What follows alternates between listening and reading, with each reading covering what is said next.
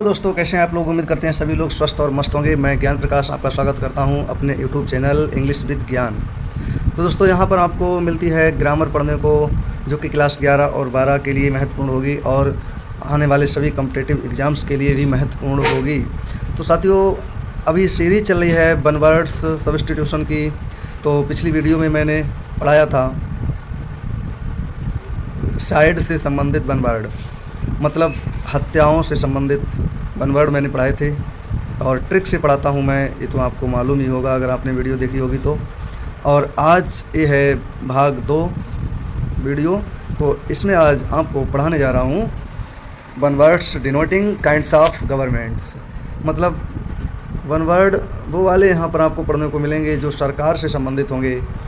आपने कभी पढ़े होंगे, लेकिन यहाँ पर आपको सारे गवर्नमेंट वाले वन वर्ड इकट्ठे ही मिल जाएंगे। तो आइए देखते हैं, क्योंकि इकट्ठे मिल जाते हैं तो बहुत ही अच्छी तरह से हम याद कर सकते हैं, अंतर समझ सकते हैं। तो आइए देखते हैं। नंबर 1 पर दिया हुआ है अब्सेंस ऑफ गवर्नमेंट। तो दोस्तों, अब्सेंस ऑफ गवर्नमेंट मतलब जहाँ सरकार ना हो, अनुपस्थिति हो सरकार की, कोई सरकार जहाँ ना हो वहाँ क्या बोला जाता है, तो उससे कहते हैं एनार्की, उसे बोलते हैं एनार्की।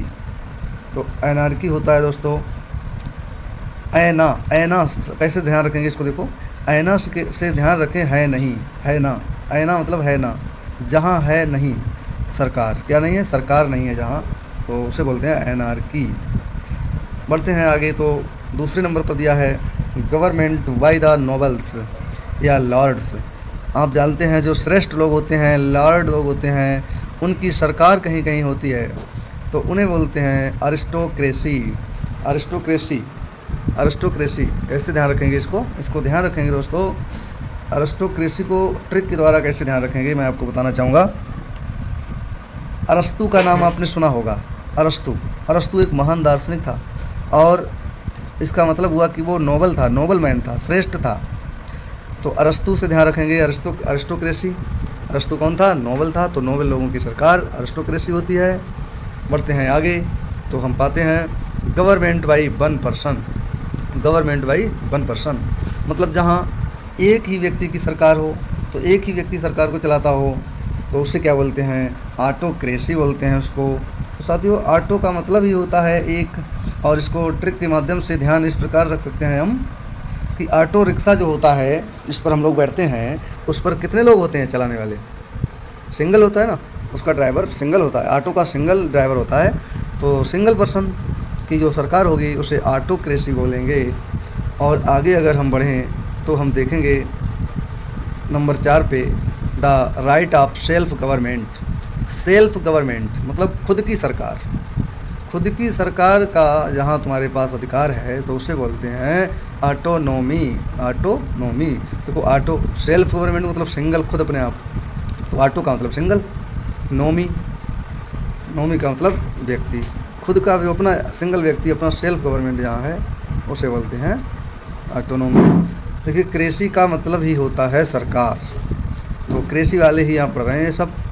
आगे बढ़ेंगे तो लिखा है government run by officials.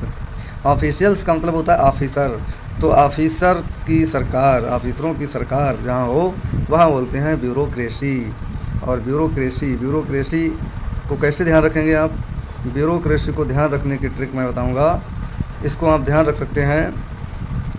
Bureau का मतलब होता है ऑफिस वगैरह, ब्यूरो जहाँ बायोडाटा रखा जाता है तो वो ऑफिस होते हैं, ऑफिस से बना ऑफिशियल, तो ऑफिशियल की सरकार इस प्रकार ध्यान रख सकते हैं। और आगे बढ़ेंगे तो 6 नंबर पर आप देख सकते हैं, 6 नंबर पर लिखा हुआ है गवर्नमेंट बाय द पीपल। लोगों की सरकार, जहाँ लोगों की सरकार होती है उसे बोलते हैं डेमोक्रेसी, जो कि हमारे देश में खुद चल रही है। डेमोक्रेसी मतलब प्रजा की सरकार, ये तो बहुत ईजी है। इससे आगे बढ़ेंगे तो गवर्नमेंट बाय ओल्ड मैन, बूढ़े लोगों की सरकार, बूढ़े आदमियों की सरकार, उससे बोलते हैं जेरोंटोक्रेसी।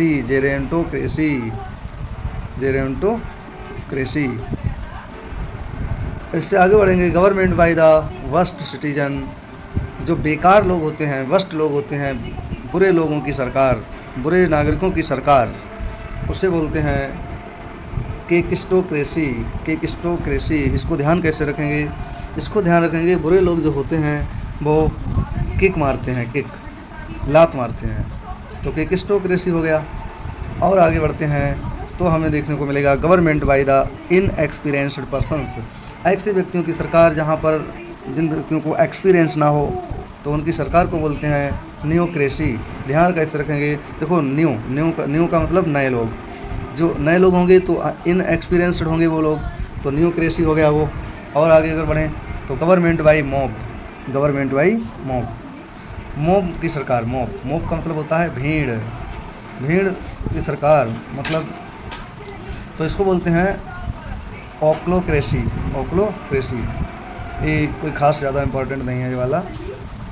और आगे बढ़ेंगे तो government by a few persons, कुछ लोगों की सरकार, कुछ लोगों की सरकार, तो इससे बोलते हैं ओलीक्रेसी। ओलीक्रेसी, ओलीगार्की है, ओलीगार्की, तो ओलीगार्की। और अगर और आगे बढ़ें तो है government run universally. Government run universally, इसको कहेंगे पैनार्की।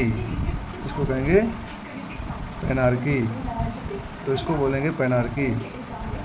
और आगे बढ़ते हैं तो देखते हैं गवर्नमेंट बाय द रिच। धनी लोगों की सरकार, धनवान लोगों की सरकार, ये बहुत ही इम्पोर्टेंट है। धनवान लोगों की सरकार को बोलते हैं प्लूटोक्रेसी। देखिए प्लूटो नाम का जो व्यक्ति था, जो कि एक दार्शनिक था, तो वो बहुत धनी व्यक्ति था, तो उसकी सरकार मतलब plutocracy.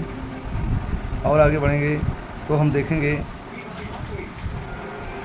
Government not by the laws of religion, मतलब एक ऐसी सरकार जहाँ पर धार्मिक विचारों के द्वारा सरकार ना हो, उसे बोलते हैं सेक्युलर। सेक्युलर बोलते हैं उसको।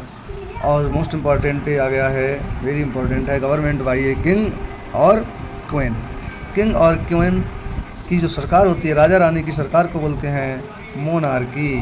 मोनार्की, मोनार्की, मोनार्क का मतलब ही होता है राजा, तो मोनार्की हो गया।